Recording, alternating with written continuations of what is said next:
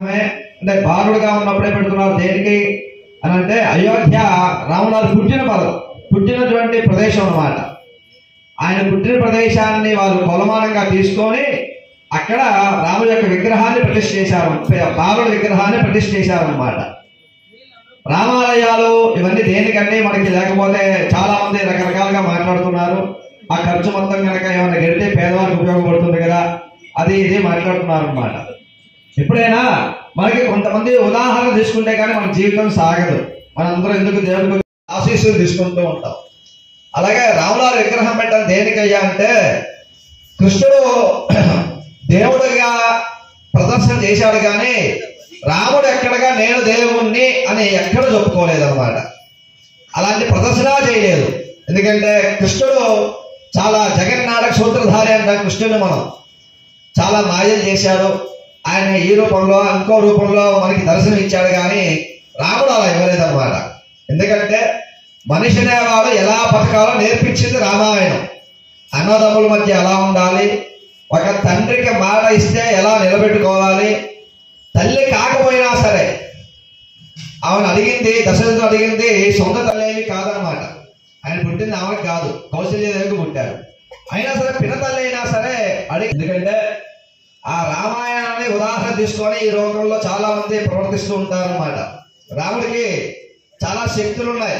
బలి వాడికి ఏమిటి అంటే ఆకలి తప్పిక ఉండవు, ఆకలి వెయ్యదు, దాహం వెయ్యదు అనమాట. అదే చిన్నప్పుడే విశ్వామిత్రుడు ఆయనకు ఉపదేశం చేశాడు. అలాంటి బలం ఉండి పైగా ఆయనకి బ్రహ్మాస్త్రం అనే ఒక అస్త్రం ఉంది. రాముల వారికి ఉన్న వరాల్లో బ్రహ్మాస్త్రం అనేది ఉందన్నమాట. అదంతా ఊరకనే ఇవ్వలేదు. ఆయన విశ్వామిత్రుడి యొక్క అడవిలో తిరిగితే విశ్వామిత్రుడికి నచ్చి ఈయన సరైన శిష్యుడు, ఇచ్చిన అస్త్రాన్ని సరిగ్గా ఉపయోగించుకుంటాడని తెలిసి ఇచ్చాడు తప్ప ఏదో దశరథుడు కొడుకు మహావిష్ణువు భూమి మీద పుట్టాడు ఇవ్వాలి అని ఇవ్వలేదు అనమాట. అంటే ఆయనకున్న విద్యలో బల అతి బల ఒకటైతే బ్రహ్మాస్త్రం ఉంది. బ్రహ్మాస్త్రం యొక్క విశేషం ఏమిటి అంటే మనం ఇప్పుడు చెప్పుకుంటాం, మన టార్గెట్ నిర్ణయించి వదిలిపెడితే టార్గెట్ కొట్టేస్తుందని మన వాళ్ళు అంటున్నారు. ఈ టెక్నాలజీని బ్రహ్మాస్త్రం యొక్క విశేషం అదే అనమాట. ఒక్కసారి బ్రహ్మాస్త్రం పట్టుకొని మన మనసులో ఊహించుకొని ఎవరిని చంపాలో అని ఊహించుకొని వదిలిపెడితే కనుక వాడు ముల్లాక లేకుండా చనిపోతాడు. అదే బ్రహ్మాస్త్రం యొక్క విశేషం అన్నమాట. కానీ రాముడు ఎప్పుడు దాని బ్రహ్మాస్త్రం వేయలా. సీతాదేవిని తీసుకెళ్ళిన రావణాసుడి మీద కూడా వేయలేదన్నమాట. దేనికి వేయలేదంటే ఆయన లంకకి యువతల వైపే ఉండి రామేశ్వరం దగ్గరే ఉండి బ్రహ్మాస్త్రం పట్టుకొని రావణాసురం తలుచుకొని నా శత్రువు ఎక్కడున్నా నాశనం వాళ్ళని వేస్తే కనుక ఈయన లంక దాటి ఎలా అవసరం లేదు, అక్కడ రావణాసుడు పోతాడు, ఆంజనేయం తీసుకొచ్చేస్తాడు. కానీ ఆయన దేవుళ్ళలాగా ఎప్పుడు చేయలేదన్నమాట. దేవుళ్ళలాగా చేయకుండా ఒక మనిషి ఎలా అయితే కష్టపడతాడో అడవిలో తిరుగుతుండడం, అక్కడ ఉన్నటువంటి పర్ణాలు ఆకులు అలములు తినడం, ఆ నేల మీద పడుకోవడం, మనకి వాల్మీకి రామాయణం చెప్పినంత ఇదే కదా, నేల మీద పడుకోవడం, రకరకాల కష్టాలు పడడం. ఇక అతి కష్టమైనది ఏమిటంటే మనకు కూడా రాని జీవితంలో అందరూ కూడా అలాంటి కష్టాలు ఎదురవ్వవు. ఎందుకంటే మనకి రేపు వస్తా అనుకున్న డబ్బులు ఆగిపోతేనే చాలా బాధ, ఉన్న ఆస్తిలో సగం పోతేనే బాధ.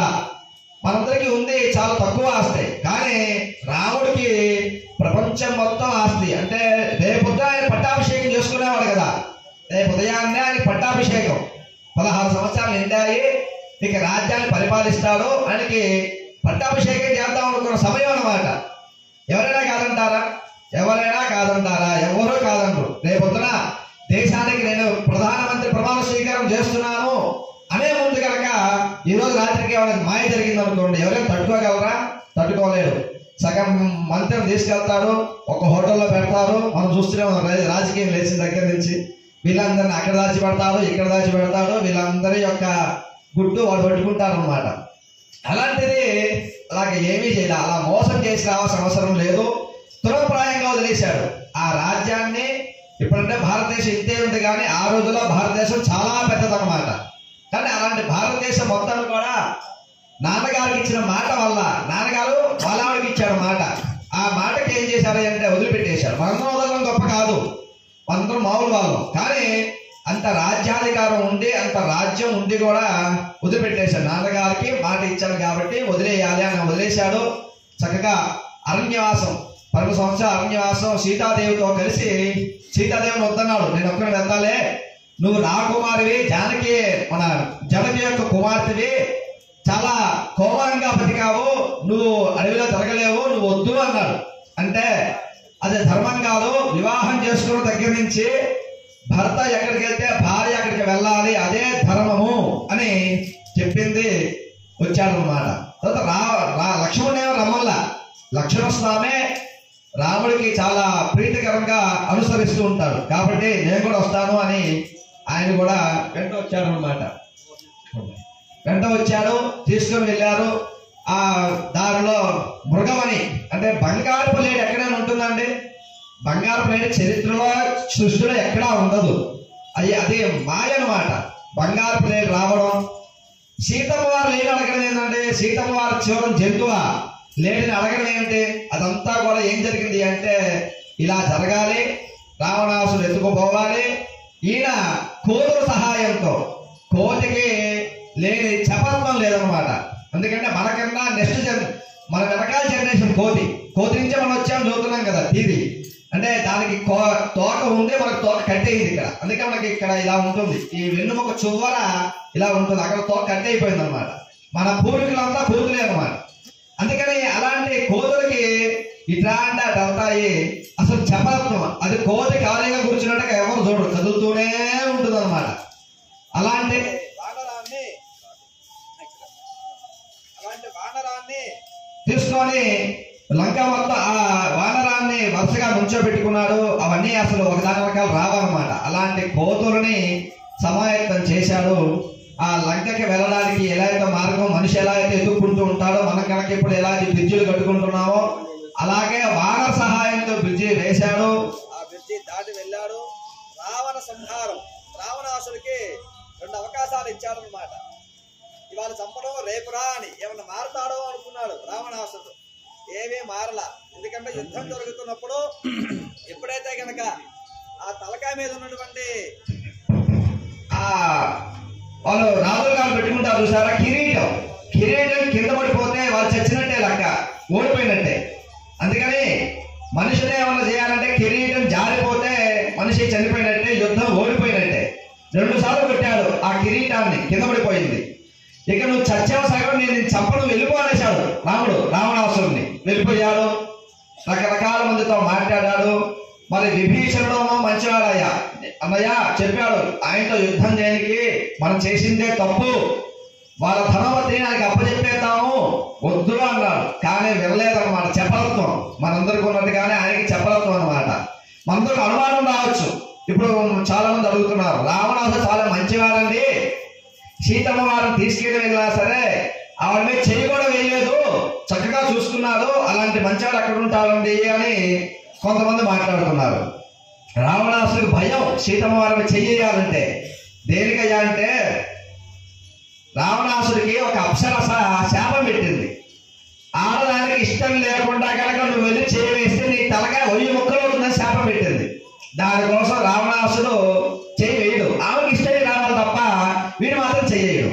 మన వాళ్ళు ఇది తెలియక మన వాళ్ళు ఏం చేస్తున్నారు అంటే, రావణాసుడు చాలా గొప్పవారు, సీతమ్మ వారు ఏమీ చేయలేదు, చేయి కూడా వేయలేదు అంటున్నారు. వాళ్ళకి భయం, సీతమ్మ వారి మీద చేయి వేస్తే 1000 తలకా 1000 ముక్కలు అవుతున్న భయం. అందుకని వాళ్ళు వేయడం అనమాట. వేయకుండా మీరు చూస్తుంటే అలా భూమితో పైకి లేపాడు తప్ప సీతమ్మ వారిని పట్టుకున్నట్టుగా ఎక్కడా లేదు. వాల్మీకి రామాయణం మొత్తం మీద సీతమ్మ వారిని స్పర్శించాడు అన్న ఘట్టం ఎక్కడా రాదనమాట. భూమితో లేపాడు తప్ప ఏమీ తీసుకెళ్లేదన్నమాట. అలా సీతమ్మ వారు, పైగా వాడు ఎలా ఉంది, అగ్నికి మైల్ అనేది ఉంటుందా మనం చూసామా? అగ్నికి మనం హోమం చేసి వచ్చే అగ్నికి మైల్ అనేది ఉండదు అనమాట.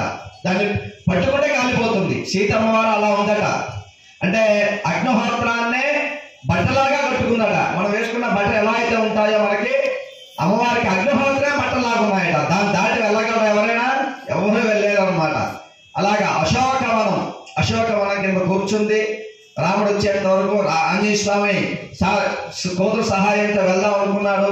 దాంట్లో నలుగురిని ఉన్నటువంటి పెద్దవాళ్ళందరినీ 4 దిక్కులు పంపించాడు. రాముడు తూర్పు దక్షిణం పశ్చిమ ఉత్తరాలు పంపించాడు అనమాట. చివరిగా దక్షిణం వైపు అందరినీ పంపించి ఆంజనేయ స్వామి వంతు వచ్చి నువ్వు ఎట్టెళ్తావయ్యా అంటే, అయ్యా ఉన్న వాళ్ళందరిలో చాలా గొప్పవాళ్ళు, నేనే చాలా తక్కువ వాడిని, మీ ఇష్టం మీరు ఎటు పిలుపుకుంటే అటు వెళ్తా అన్నాడు అనమాట. వాస్తవానికి అందరికీ ఆయనే గొప్పవాడు. సరే దక్షిణం వైపు వెళ్ళన్నాడు. ఆయన రామేశ్వరం వైపు వచ్చాడు. ఇక శతయోజనం సహస్ర యోజనం అంటారు అనమాట. దాన్ని దాటాలి. లంకకి వెళ్ళాలంటే దీన్ని దాటాలి. లంకలో ఉందని మాత్రం తెలిసిందనమాట. దాటాలంటే మరి ఏం చేయాలంటే ఉన్నటువంటి జాంబవంతుని వీళ్ళని వాళ్ళని అడిగాడు, తాత నువ్వు దాటగలవా అని. అయ్యా నేను సగం వెళ్ళగలను కానీ మిగతాది వెళ్ళలేను, మధ్యలో దిగిపోతా. మరి సగం వెళ్ళి ఆగిపోతే ఎక్కడ పడిపోతాడు ఆయన? సముద్రం మధ్యలో పడిపోతాడు. అలా కాదు, సహస్ర యోజనాలు దాటేవాడు కావాలి, మధ్యలో పడిపోకూడదు అనమాట. దానికోసమని ఆంజనేయ స్వామికి శక్తి ఉంది. ఆంజనేయ స్వామి అంటే మనమే, మనలో మనకు శక్తి ఉంది, కానీ మనకి తెలియక మనం ఇలా బతికేస్తున్నాం అన్నమాట. అందుకని వాళ్ళందరూ ఆంజనేయ స్వామిని పొగడడం. ఆయనకి అష్టశక్తులు ఉన్నాయి. మీరు లగిమ, గరిమ, మహిమ, ప్రాప్తి, ఈశక్త, వశత్వ అనే 8 శక్తులు ఉన్నాయన్నమాట. అవి సాధన చేస్తే వస్తాయి. దాంట్లో ఆ శక్తులకు విశేషం ఏమిటి అంటే మనిషి చిన్నవాడైపోతాడు, మనిషి పెద్దవాడైపోతాడు, మనిషి తేలికైపోతాడు. ఈ బరువు అనేది ఉందో తేలికైపోయి గాల్లో తేలుతాడు. అలాంటి వాటిని లగిమ, గరిమ, మహిమ అనే శక్తులు ఉన్నాయి. ఆంజనేయ స్వామికి ఉన్నాయన్నమాట శక్తులు. వాటితో ఆయన దేహాన్ని బాగా పెంచేశాడు, తేలికైపోయాడు. శరీరం మొత్తం కూడా తేలికైపోయాడు. పక్షి ఎలా అయితే తేలిగ్గా ఆకాశంలో ఎగురుతుందో అలాగైపోయాడు. ఆయన దేహాన్ని అలా మార్చేశాడు. చక్కగా వెళ్తున్నాడు. మనం కూడా దేవుడి యొక్క సాధన చేస్తుంటాం. చేసినప్పుడు ఏం జరుగుతుంది అంటే రకరకాల కోరికలు సిద్ధిస్తూ ఉంటాయి. మనం సిద్ధించగానే మనం వాడి వైపు భ్రాంతి పెట్టుకుంటాం, ఆ కోరికలు పడిపోతూ ఉంటాం. ఆయన కూడా శక్తులు వచ్చి ఆంజనేయ స్వామికి అలా లంకలకి వెళ్తున్నప్పుడు మైనాక పర్వతం ఒకటి వచ్చింది. మైనాకం అంటే బంగారు పర్వతం సముద్రంలో పంచి పైకి లేచింది. ఓ ఆంజనేయ కాసేపు కూర్చొని వెళ్ళు అని అన్నారు. అనగానే నేను కూర్చోను, ఆకాశంలో ఉండే మాట్లాడుతున్నాడు, నేను అమ్మవారు చూడడానికి వెళ్తున్నాను కాబట్టి నేను ఏమీ విశ్రాంతి తీసుకోను అన్నాడు. దాంట్లో అర్థం ఏమిటంటే మనం ఒక పని పెట్టుకున్నప్పుడు ఆ పని మీదే ఉండాలి తప్ప కాసేపు ఆగుదాము, ఇక్కడ కూర్చుందాం, అక్కడ కూర్చుందాము, కాసేపు కాలక్షేపం చేసి వెళ్దాం అనుకోకూడదు. ఆ పని అయిపోయేంత వరకు ఆ పని మీదే జరగాలన్నమాట. అది నేర్పించాడు ఆంజనేయ స్వామి మనకి. అలాగ వెళ్ళాడు.